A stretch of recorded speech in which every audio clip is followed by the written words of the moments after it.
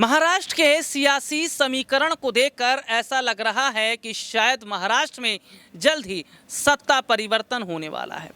महाराष्ट्र में जल्द ही नई सरकार बनने वाली है और जो सरकार महाराष्ट्र में बनी है वो सरकार कब गिर जाए इस बात का भरोसा नहीं है, क्योंकि तमाम तरह से अगर देखा जाए तो नाराज़गी लगातार बढ़ रही है बीजेपी के प्रति शिंदे विधायकों की, एकनाथ शिंदे की, क्योंकि मोहरे की तरह इस्तेमाल बीजेपी ने किया है एकनाथ शिंदे और शिंदे विधायकों का। एकनाथ शिंदे को छोटा सा लॉलीपॉप दे दिया गया, उसमें शिंदे खुश हो रहे थे, लेकिन उन्हें पता नहीं कि बीजेपी जहां तक की सोच रखती है वहां तक सोच पाना शिंदे क्या किसी के भी बस की बात नहीं है। दरअसल मौजूदा समय के अंदर ये देखा जा रहा है कि महाराष्ट्र में लगातार सियासी हलचलें बढ़ती चली जा रही हैं। महाराष्ट्र में लगातार जो हालात इस वक्त बने हैं वो ये बता रहे हैं कि बीजेपी ने जोड़ तोड़ करके सरकार तो बना ली है, लेकिन क्या ये सरकार लंबे समय तक चल पाएगी? क्या ये सरकार लंबे समय तक काम कर पाएगी? क्योंकि महाराष्ट्र की जनता ने भरोसा शिवसेना पर किया था। यही वजह है कि महाराष्ट्र विधानसभा चुनावों के वक्त में शिवसेना को सबसे ज़्यादा फायदा मिला, शिवसेना विधायकों को बड़ा स्थान मिला था। हालांकि लालच और पैसे के चक्कर में शिंदे और शिंदे विधायक बिक गए और ऐसे में देखने को मिला कि बीजेपी ने इसका पूरा फायदा उठाया। लेकिन आज अपने दर्शकों को विस्तार से बताएंगे कि कैसे महाराष्ट्र में जो चिंगारी उठनी शुरू हुई है वो कब एक ज्वालामुखी का रूप ले लेगी और कैसे रातों रात अब महाराष्ट्र में सत्ता बदल जाएगी और इसके साथ ही उद्धव ठाकरे का सपना भी पूरा होगा।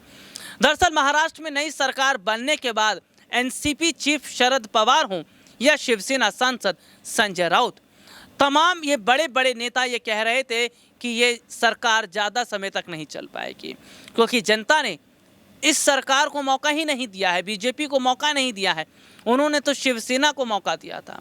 तमाम ये विपक्षी पार्टियों के नेता ये कह रहे थे कि महाराष्ट्र में जो स्थिति इस वक्त बनी हुई है वो है कि कैसे भी करके अब उद्धव ठाकरे अपना सपना पूरा करना चाहते हैं। हालांकि रातों रात शिंदे अपने विधायकों संग जिस तरह सूरत चले गए थे, खबर ये भी सामने आ रही है कि उसी तरह रातों रात अपने विधायकों संग वापस शिवसेना में आ जाएंगे। और अगर वापस शिवसेना में आ जाएंगे तो क्या बीजेपी का पूरा खेल ही बिगड़ जाएगा?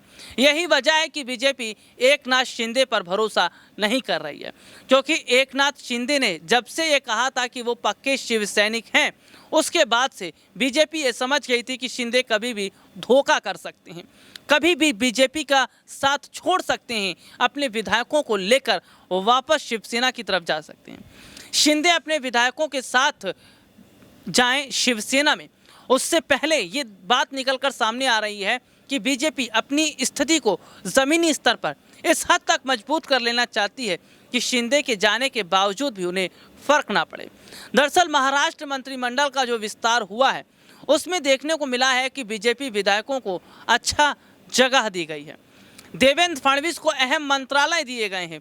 इसके साथ ही हम ये देख रहे हैं कि शिंदे विधायकों के हाथ कुछ लगा नहीं है। एकनाथ शिंदे केवल मुख्यमंत्री हैं, इससे ज़्यादा और कुछ नहीं है, और मुख्यमंत्री भी ऐसे हैं कि उन्हें चलाना पड़ता है, अपनी इजाज़त के बिना वो पानी का एक गिलास भी नहीं उठा सकते। तो सीधे तौर पर आज हम जो स्थिति देख रहे हैं वो ये जाहिर तौर पर बताती है कि कैसे आने वाले वक्त में, आने वाले समय के अंदर बीजेपी कहीं ना कहीं बहुत बड़ा खेला अगर करने वाली है तो उससे पहले क्या शिंदे संभल जाएंगे, क्या शिंदे के विधायक संभल जाएंगे? बिहार में ऐसा ही हुआ। बिहार में बीजेपी नीतीश कुमार के साथ खेला करने की कोशिश कर रही थी, लेकिन वक्त रहते नीतीश ने बीजेपी के साथ अपना गठबंधन तोड़ दिया, आरजेडी के साथ शामिल हो गए और बीजेपी का सारा प्लान पानी पानी हो गया। शिंदे के पास मौका अभी भी है, या तो लालच देख लें या तो फिर अपनी पहचान देख लें, क्योंकि बीजेपी उन तमाम नेताओं की पहचान को खो देती है या गुम कर देती है जो बीजेपी के साथ जुड़ते हैं। नीतीश कुमार की पहचान को भी गुम करने की कोशिश की गई थी, नीतीश कुमार की पहचान को भी छुपाने की कोशिश बिहार में की गई थी, लेकिन नीतीश कुमार तो संभल गए, क्योंकि नीतीश कुमार के बाल धूप में सफ़ेद नहीं हुए हैं, क्योंकि नीतीश कुमार को इस बात का ज्ञान है, उन्हें तजुर्बा है कि कैसे और कब खुद को निकाल लेना है। इसीलिए बीच मझधार से निकलकर नीतीश ने बीजेपी का साथ छोड़ आरजेडी का साथ थाम लिया।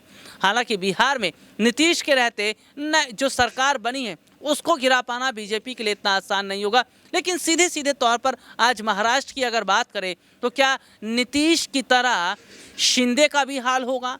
क्या उद्धव ठाकरे की तरह शिंदे का हाल बीजेपी करेगी? क्योंकि महाराष्ट्र में हमने देखा था कि उद्धव ठाकरे ये चाह रहे थे कि भाई मुख्यमंत्री उन्हें बनाया जाए, लेकिन बीजेपी इस बात के लिए राज़ी नहीं थी। सीधे तौर पर ये देखने को मिला कि किस तरह से बहुत बड़े हद तक तस्वीर बदली और यहाँ पर यह बात निकलकर सामने आई कि खुद को शिवसेना ने बीजेपी से अलग कर लिया, उद्धव ठाकरे ने खुद को अलग कर लिया। बात बीजेपी को पची नहीं, इसलिए आखिरी समय तक बीजेपी ने शिवसेना का पीछा किया और आखिरकार शिवसेना आज खत्म हो रही है महाराष्ट्र में। धीरे धीरे आज महाराष्ट्र में रोल खत्म हो रहा है।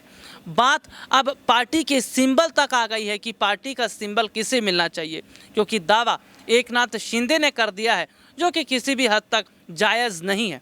क्योंकि शिवसेना की कमान अगर किसी के हाथ में आनी चाहिए तो वो असली हकदार उद्धव ठाकरे ही हैं। बाला साहब ठाकरे जिन्होंने पार्टी को स्थापित किया था, बाला साहब ठाकरे जिन्होंने शिवसेना का गठन किया था और शिवसेना के असली हकदार, पार्टी के कमान के असली मालिक उद्धव ठाकरे हैं। हालांकि बीजेपी चाहती है कि पूरी तरह से रोल अब महाराष्ट्र में शिवसेना का खत्म कर दिया जाए। बीजेपी जिस तरह पीछे लग गई है शिवसेना के, वो बताता है, वो दिखाता है कि कैसे बीजेपी अब रोल ख़त्म कर रही है शिवसेना का और एमएनएस को लाने की कोशिश कर रही है, यानी कि राज ठाकरे को आगे बढ़ाया जा रहा है। तो मौजूदा समय के अंदर के हालात, मौजूदा समय के अंदर की स्थिति क्या ये बताती है कि वाकई अब बहुत बड़ा खेला जो है वो होने वाला है महाराष्ट्र के अंदर? क्या एकनाथ शिंदे जो हैं अब वो जल्द ही अलग होते नजर आएंगे?